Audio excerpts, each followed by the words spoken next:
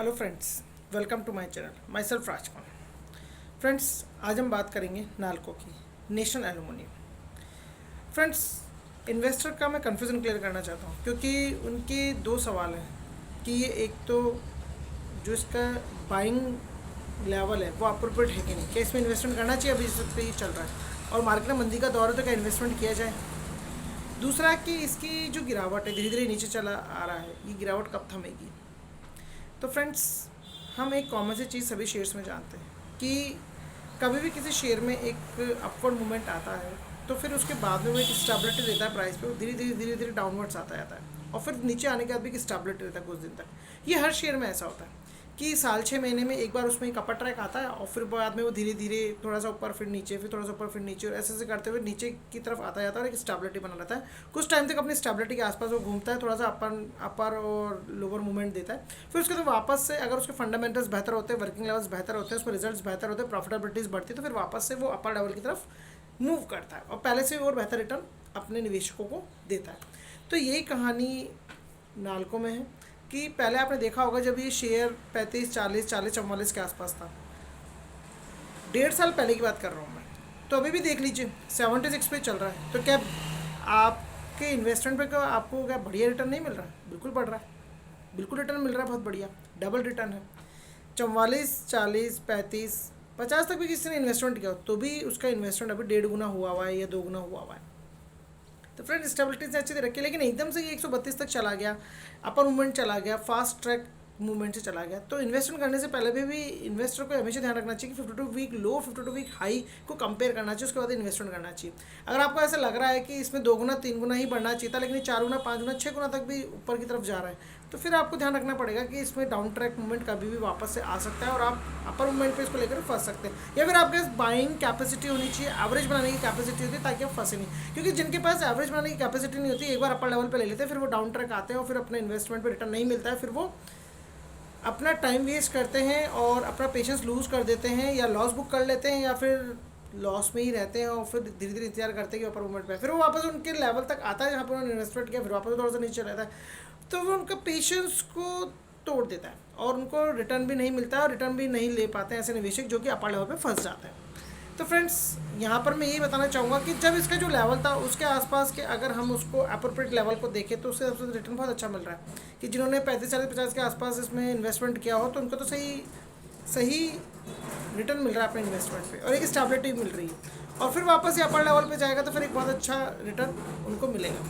लेकिन जो लोग 100 से ऊपर लेकर के इसको फंस चुके हैं या लॉस हो रहा है जिनको अभी भी, जिन्होंने इन्वेस्टमेंट किया हुआ है, तो वो क्या करें। तो फ्रेंड्स, मैं कन्फ्यूजन क्लियर करता हूँ एक तो कि भाई 70 के आसपास का लेवल है, इसके पहले अपनी एक स्टेबिलिटी बनाने दीजिए, और कोई बड़ी बात नहीं है अगर ये 70 से भी नीचे भी चला जाए तो अपनी एक स्टेबिलिटी बनाएगा, क्योंकि जिस प्राइस की बात कर रहा हूँ आज के 1.5 साल पहले की, तो उसको कंपेयर करेंगे तो उस हिसाब से बहुत अच्छा रिटर्न ही दे रहा है अपने निवेशकों को। और फिर वापस से इसके वर्किंग लेवल और फंडामेंटल्स अगर बेहतर होते चले गए, प्रॉफिटेबिलिटीज़ बेहतर होती चली गई, रिजल्ट्स बेहतर होते चले गए, तो आप ही मान के चलिए वापस से एक अपर ट्रैक पे जाएगा। लेकिन थोड़ा सा अपर ट्रैक आने में अब इसको थोड़ा सा टाइम लगेगा, because it's create pressure of selling pressure से इसको गुजरना पड़ेगा, तब जा करके एक अच्छा मूवमेंट दे पाएगा। तो फ्रेंड्स, प्रेशर बहुत रहेगा। हाँ, ये एक लेवल अप्रोप्रिएट है जिस पे कि शेयर अभी मूवमेंट कर रहा है, और इससे डाउन भी जाए तो यहाँ से अब जो इस वक्त निवेश करेगा उसको बेनिफिट है, इससे और नीचे अगर जाए तो वो उस निवेशकों को अपना एवरेज बनाने के लिए पैसा रखना चाहिए, और नीचे जितना जाए अब और माल समेटते रहना चाहिए, ताकि आने वाले टाइम में जब ये शेयर अगर 100 तक भी जाए, तो जिन्होंने 100 से ऊपर ले रखा है उनका तो पता नहीं, लेकिन जिन्होंने इस लेवल पे लिया उनको एक अच्छा रिटर्न ज़रूर अपने इन्वेस्टमेंट पे मिलेगा। तो फ्रेंड्स, आप अपना जो एवरेज है उसके अकॉर्डिंग ही इसको खरीदने की कोशिश करें, जितना खरीदना है उससे कम ही खरीदे और एवरेज बना करके चले, क्योंकि हो सकता है मंदी का मार्केट हो अभी ये और भी 70 से नीचे आ जाए। अभी 70 के आसपास चल रहा है, लेकिन आपको जरूर ये ध्यान रखना पड़ेगा कि इस लेवल से नीचे आ सकता है और इसकी अच्छी अप्रोप्रिएट बाइंग लेवल हो सकती है। और जो लोग अपर लेवल में फंसे उनको क्या करना चाहिए, उनको एवरेज बनानी चाहिए, उनको एवरेज बनाएंगे तभी वो एक अच्छा रिटर्न, जब भी थोड़ा सा अपर मूवमेंट लेगा तब वो इन्वेस्टमेंट करके बना पाएंगे। तो फ्रेंड्स, एवरेज करने के लिए इन्वेस्टमेंट करना पड़ेगा, और या फिर वेट एंड वॉच आप देखिए। हाँ, लेकिन है कि अपर ट्रैक मूवमेंट जरूर आएगा, और हमेशा मान लीजिए कि आपका इन्वेस्टमेंट अभी 6 महीने हुए हैं, आपको थोड़ा सा लॉस हो रहा है, तो हैव पेशेंस। इन्वेस्टमेंट हमेशा थोड़ा सा 1.5 साल तक का तो मार करके चलना ही पड़ता है अगर आपको एक अच्छा रिटर्न लेना है अपने इन्वेस्टमेंट पे।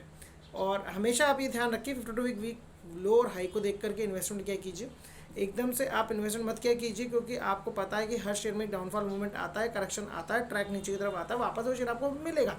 और कम से कम आप 52 वीक हाई से कोशिश करा कीजिए कि कम से कम 33% उसका लेवल नीचे आया हो, तब उसमें इन्वेस्टमेंट करने की सोचा कीजिए, उसका फंडामेंटल और उसका रिजल्ट देख करके। और फिर भी उसमें एवरेज बनाने का भी कैपेसिटी हमेशा हमारा बैक सपोर्ट पॉइंट होना चाहिए, ताकि हमें उसमें और एवरेज बना करके जब चाल आए तो इन्वेस्टमेंट करके हम उसमें एक हमारे इन्वेस्टमेंट पे अच्छा रिटर्न ले पाए।